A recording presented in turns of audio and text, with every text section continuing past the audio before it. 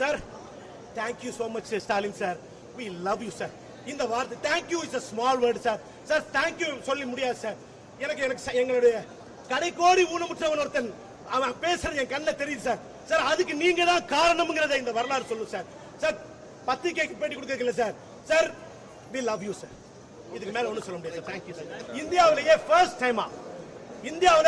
டைமா கிட்டத்தட்ட ஒரு 15,000 மாற்றுத்திறனாளிகள் கவுன்சிலராக போறாங்க. இதுதான் மிகப்பெரிய விஷயம். கம்யூனிட்டி எலெக்ஷன்லயே நிக்காம கம்யூனிட்டி பேஸ்ட் ரீஹாபிலிட்டேஷன், அதாவது அவர்கள் வாழுகின்ற இடத்திலேயே மறுவாழ்வு கொடுக்க வேண்டும். மாற்றுத்திறனாளிகள் ஏழை சொல் அம்பலம் ஏறாது என்று பல நேரங்களிலே நாங்கள் பொறுமையது உண்டு, மனதிலே வருத்தங்கள் உண்டு.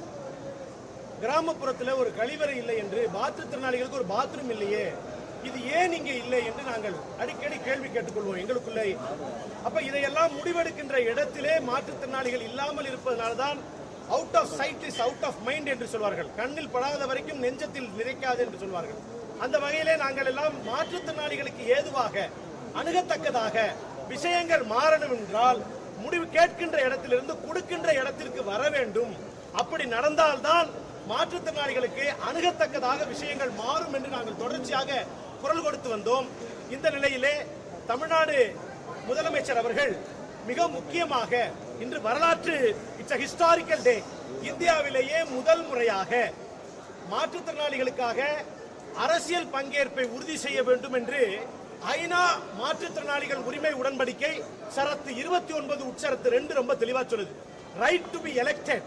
மாற்றுத்திறனாளிகள் எங்க வரணும்? முடிவெடுக்கின்ற இடத்திற்கு வந்தாதான் அவர்கள் உரிமைகள் உண்மையாக வேண்டும் என்றால் அவர்கள் பக்கத்திலே இருக்கக்கூடிய லோக்கல் கவர்மெண்ட்ல அவர்கள் மெம்பர்களாக மாற வேண்டும். மாறினால்தான் மாற்றம் வரும் என்பதை ஐநா சபையினுடைய இன்சியான் ஸ்ட்ராட்டஜி 2023 மிக தெளிவாக சொல்லியிருந்தது. இதையெல்லாம் கோரிட்டு மாண்புமிகு தமிழ்நாடு முதலமைச்சர்களுடைய பார்வைக்கு இதை எடுத்து செல்கின்ற பொழுது இந்தியாவிலேயே ஃபர்ஸ்ட்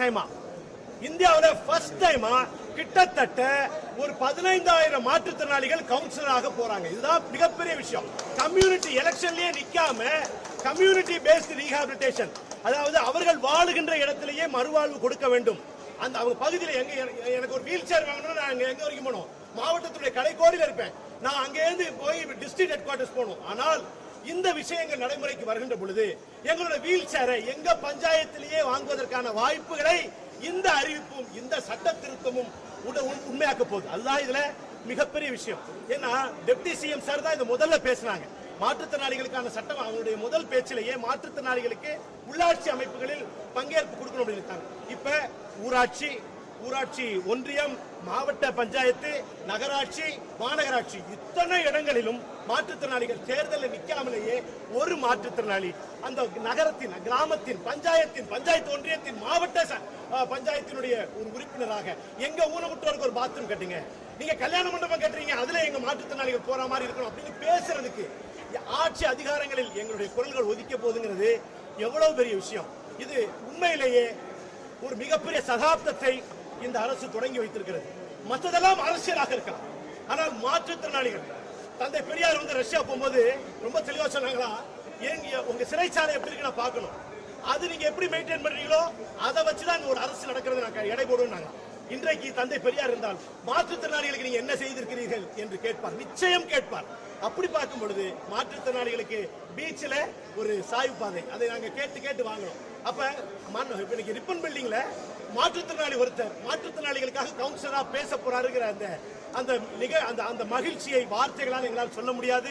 உள்ளபடியே தமிழ்நாடு முதலமைச்சர் அவர்களுக்கு டிசம்பர் 3 இயக்கத்தின் சார்பாக, ஏன்னா நான் அவரை போய் பார்க்கும் பொழுது இன்னைக்கு கூட சட்டமன்றத்தில் அவர் பேசும்போது ரொம்ப அழகா மாடையிலேருந்து தீபக் பார்த்துட்டு இருக்காரு. பேராசிரியர் தீபக் நாதன் அடுத்த நாள் காலைல வந்து சந்திச்சு நீங்க செய்ததுலேயே இதுதான் டாப் அப்படின்னும், இன்னைக்கு காலையில இந்தியா முழுக்க இருந்து மாற்றுத்திறனாளிகள் நிறைய பேர் எங்களுக்கு போன் பண்ணி இன்னைக்கு சட்டமன்றத்தில் நிறைவேறுதான் தமிழ்நாடு மாதிரியே நாங்க எங்க ஊர்ல மாற்றுத்திறனாளிகள் கேட்க போறோம்.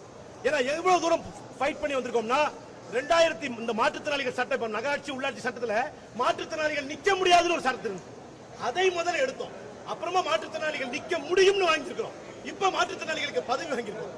நீண்ட நெடிய போராட்டத்தினுடைய அற்புதமான விஷயம். இதை உறுதியாக்கிய, சாத்தியமாக்கிய திராவிட மாடல் அரசு, தலைவர் கலைஞர் வழியில திராவிட மாடல் அரசு.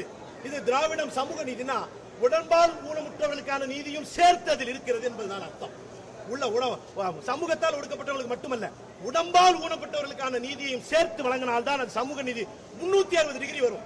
இன்னைக்கு 360 டிகிரியை இந்த அரசு தொட்டு இருக்கிறது. இது திராவிட மாடல் அரசுக்கும் சரி, மு.க. ஸ்டாலின் ஐயா அவர்களுக்கும் சரி, வரலாற்றில் தலைவர் கலைஞர் அவர்களுக்கும் சரி, வரலாற்றில் இன்னைக்கு எங்களுக்கு இந்த சந்தோஷத்துல பேச தெரிய முடியாம இருக்கலாம். ஆனால் இனி 50 ஆண்டு காலம் 100 ஆண்டு காலத்துக்கு இந்தியாவில் முதல் முறையாக மாற்றுத்திறனாளிகளுக்கான அரசியல் பிரதிநிதித்துவத்தை ஐநா சபை சொல்லி இருக்கக்கூடிய யுஎன் செக்ஷன் 29 சப்செக்ஷன் 2ல சொல்லி இருக்கக்கூடிய அந்த விஷயத்தை இன்னைக்கு உறுதியாக்கி உண்மையாக்கி இருக்கிறார் டாக்டர் கலைஞர் அவருடைய மகன் ஸ்டாலின் சார் அவர்கள். Sir, thank you so much Stalin sir, we love you sir. இந்த வார்த்தை thank you is a small word sir. Sir, thank you சொல்லி முடியாது சார். எனக்கு எங்களுடைய கடைக்கோடி ஊனமுற்றவன் ஒருத்தன் அவன் பேசுறது என் கண்ணில் தெரியுது சார். சார், அதுக்கு நீங்க தான் காரணம்ங்கிறத இந்த வரலாறு சொல்லும் சார். சார், பத்திரிகைக்கு பேட்டி கொடுக்கல sir. Sir, we love you sir.